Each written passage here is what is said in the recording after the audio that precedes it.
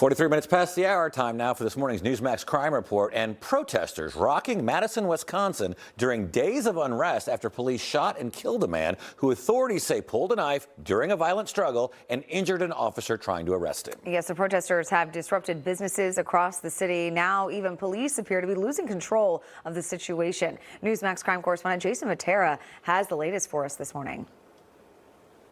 Yeah, Mark, Charlotte, the shooting happened on July 22nd, and since then, the usual suspects have marched on the Wisconsin Capitol, shut down a summer concert and a farmer's market, and even stormed a police press conference while the chief was giving details about the investigation.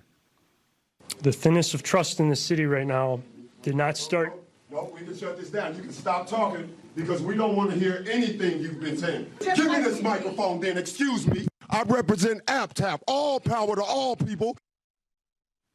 The unrest began last Wednesday when police responded to calls of a man stealing bicycles and checking door handles on parked cars. Authorities say the suspect then took off, but officers eventually caught up with him and wrestled him to the pavement in the middle of a busy street. The police chief says the suspect at some point pulled a large fixed blade knife, you can see it right there, during the struggle and injured an officer, ultimately leading that officer to shoot the suspect, killing him on the spot. That suspect was 38-year-old Corey Ruiz, whose rap sheet spans nearly 2 decades and includes convictions for strangulation, in addition to a bunch of convictions for resisting arrest. That was his thing, apparently. Yet despite Ruiz's long criminal record and the police chief saying he injured an officer during that attempted arrest, left-wing agitators are working overtime to recast the incident as another case of racially motivated police brutality. But to Mark Setti of this Wisconsin Fraternal Order of Police, this had nothing to do with race and everything to do with a man armed with a knife refusing to obey lawful police orders.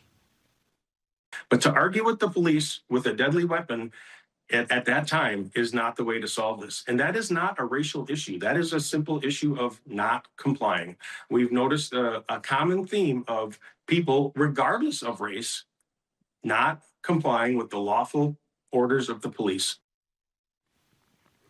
And those racial flames do not appear to be dying down anytime soon. Ruiz's family has turned to so-called civil rights attorney Benjamin Crump, who branded the shooting an execution before the investigation is even complete. What Mr. Crump left out is that resisting arrest is never a good idea. And resisting arrest while allegedly brandishing a knife is even worse. Mark, Charla. Resisting arrest while trying to stab a police officer. The police officer then reacted to him trying to stab him.